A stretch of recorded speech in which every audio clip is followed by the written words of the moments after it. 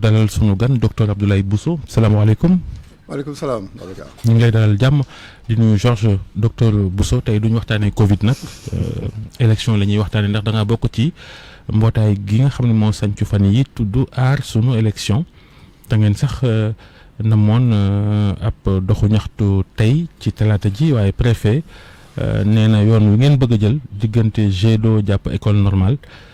loola mënu leen cee may sañ-sañ ngeen def ko ndax da ngeen di perturbé nee na dem beeg dikk bi foofa wax na sax ngeen bindaat beneen këyit ñu càmbar ko ngeen tànn weneen yoon loolu yeggaguñ ca waaye njëkk noo gisee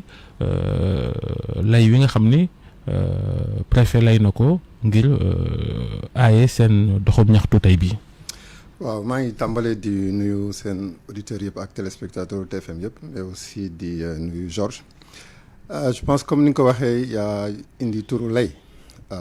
defoon nañ benn demande. Bon après c'est du wolof, c'est pas forcément péjoratif. dama ciy rebondir rek. Moi je dirais même utiliser le langage u syndicaliste mooy du dilatoire parce qu'aujourd'hui bu fekkee da nga ne c'est des troubles de la circulation la question qu'on va se poser mooy kañ la ñuy mën a marche est-ce que dañuy def marche à 3 heures du matin donc je pense que analyse bi ñuy def rek mooy que état bi bëggul woon ñu marcher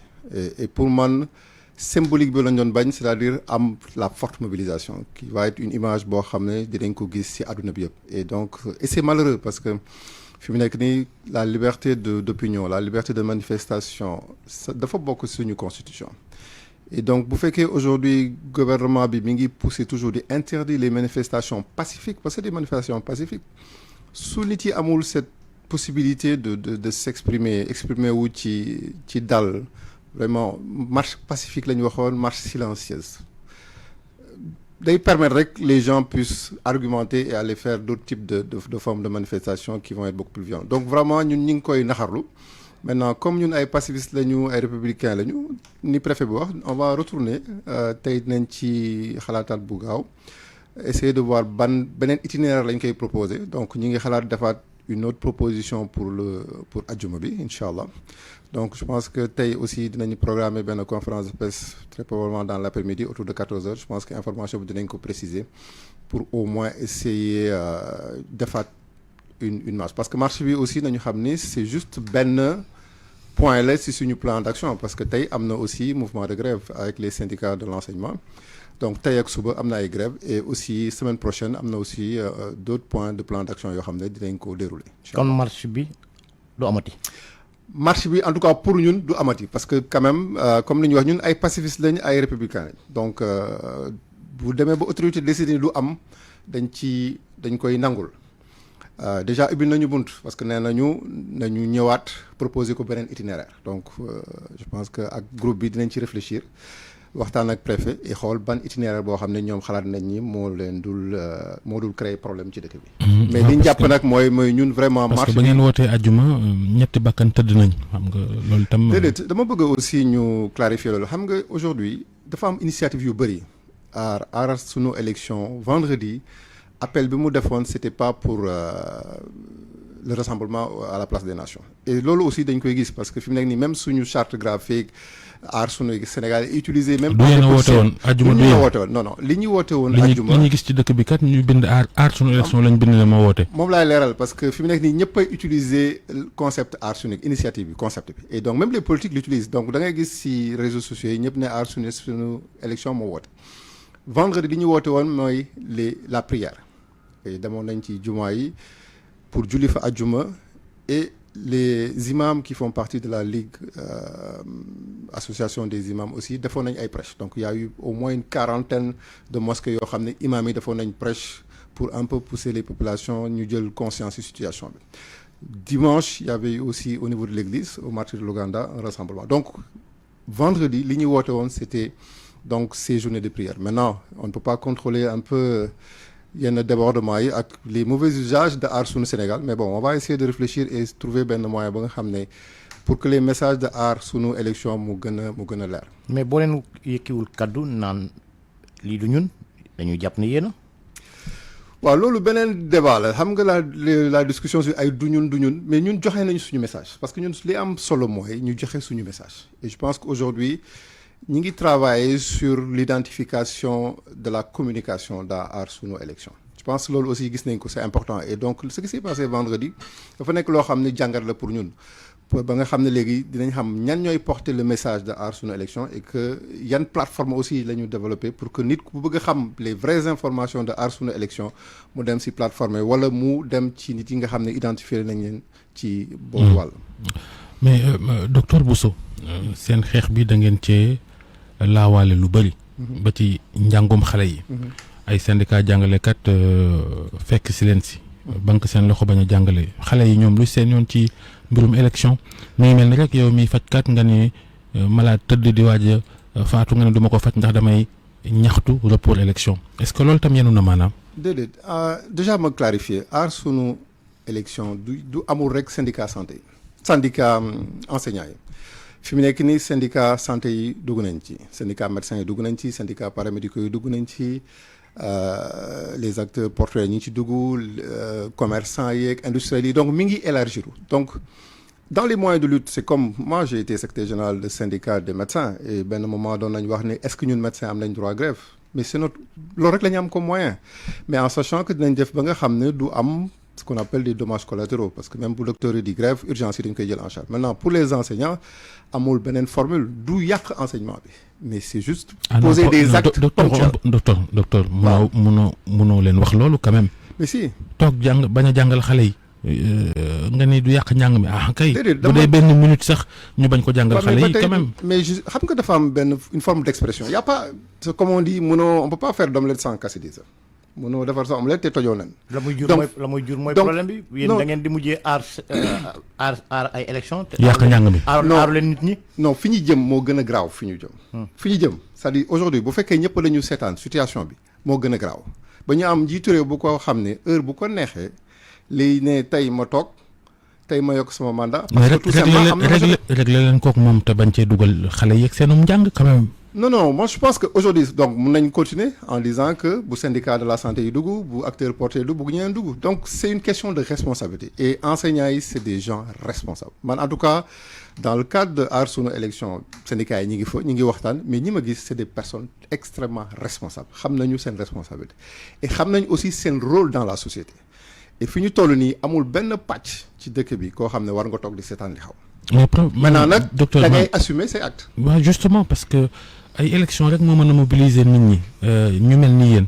waaye yeneen coono yi askan wi nga xam ni directement ci dundu askan wi la kenn du mobiliser wu bu dund gu yokkee njëgu marché bi seer xale yi jël gaal gi di dee ngeen toog fi ngeen toog mais ay élection mooy tax ngeen mobiliser paralyser dëkk bi syndicat jàngalekat ak syndicat fajkat ne duñ ko nangu mais yéen lu tax yittewoowu leen dundu askan wi di yittewoo ay élection.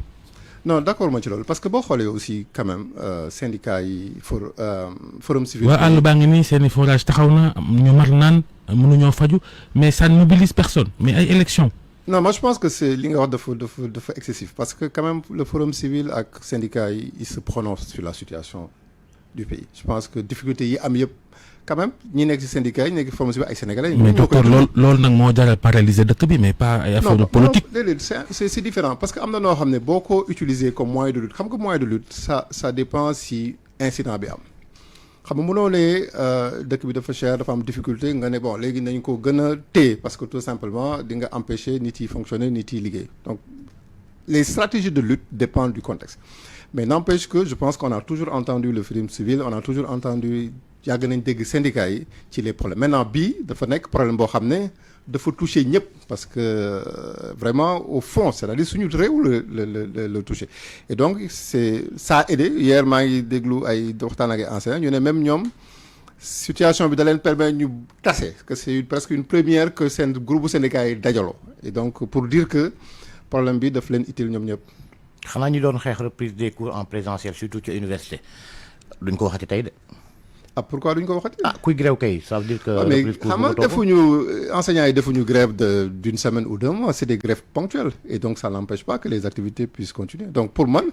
le système de l'enseignement n'est pas bloqué. mais est-ce que blocage bi nga xam ne nam ngeen ko parce que déjà nee nañ ay commerce beeg à travers ACIS syndicats yi à travers les syndicats d'enseignants yi nga xamante ne dañu observer benn débrayage si la situation persiste est-ce que da ngeen gën a nam gën a baral mbir mi. mais obligatoirement xam nga il faut que ñu mun a exprimer wu ñu mun a wax suñu xalaat aujourd'hui amuñu benn plateforme boo xam ne mun nañ ci exprimer wu à part effectivement cette communication à travers les médias mais bëgg nañ manifester ñu interdit ñu ko mais effectivement que bu ñu bëggee que nguur bi déglu ñu dina am yeneen mesures et yeneen mesures yi incha allah semaine prochaine ñu ngi xool ci mbirum ville morte et boobaa syndicat yëpp ñooy booloo bokk ci xeex bi.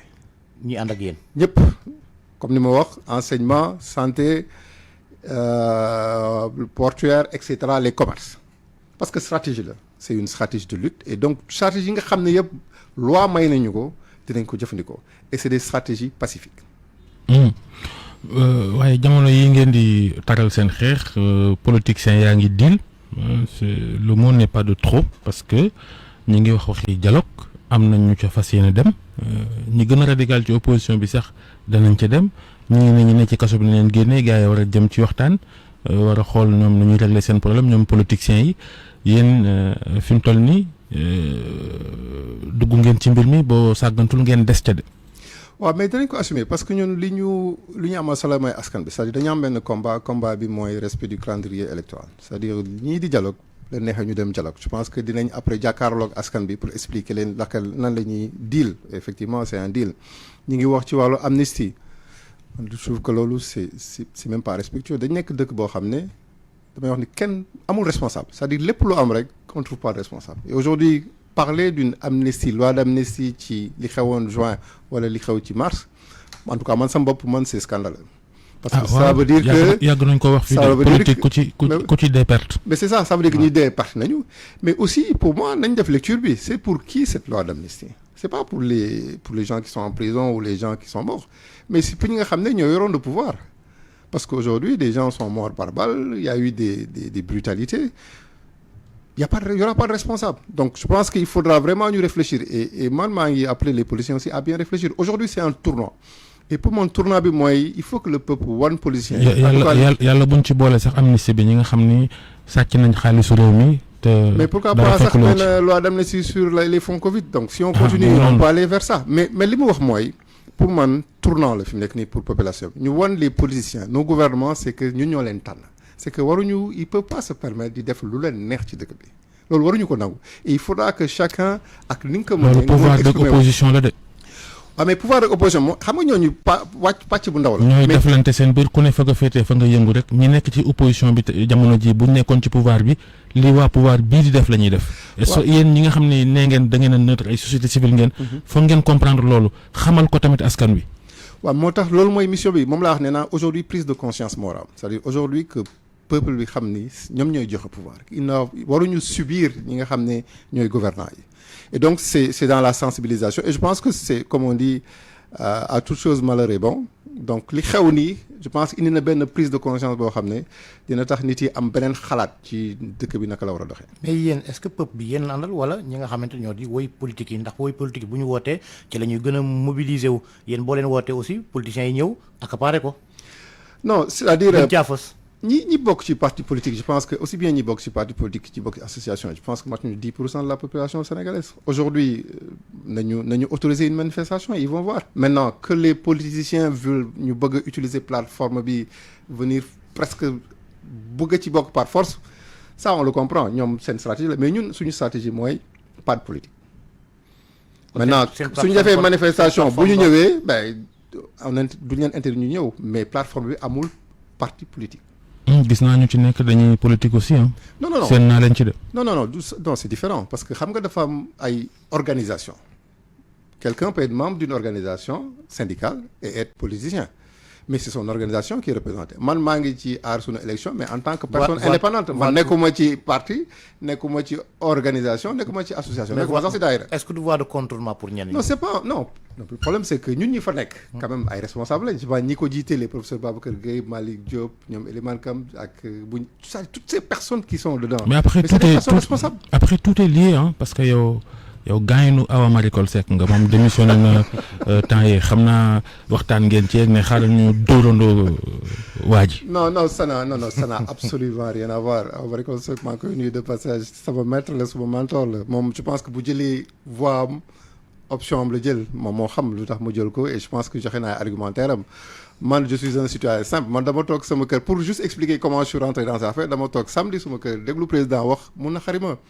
ma tweeté ci je me suis rendu compte que mënuma juste toog sama computer wala sama smartphone di ci wax j'ai appelé le professeur Babacar Gueye qui est dans la société civile j'ai dit mais prof comment je peux faire pour venir aider et c'est comme ça en tant que citoyen simple et man je suis pas quelqu'un qu'on manipule ou qu'on téléguide.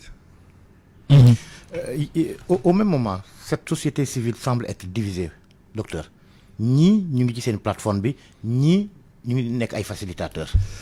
waaw ça quand même c'est un constat. ñoom Alioune Tine. Ça c'est un constat. Man j'avoue que je les fréquente depuis pas longtemps et je le dis des fois vous avez des pratiques de politiciens en fait quoi dans la pratique c'est-à-dire c'est am na ñoo xam ne il faut qu'ils se fassent entendre am na ñoo xam ne il faut qu'ils se fassent voir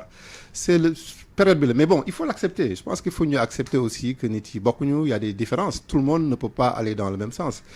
et aussi ñu jox leen un crédit positif ñi nga xam ne xalaat nañu peut-être beneen voie la ñu war a utiliser donc ñun dañ koy respecter mais li am solo mooy ñun dans le cadre de Aar Sunu Sénégal ñu am suñu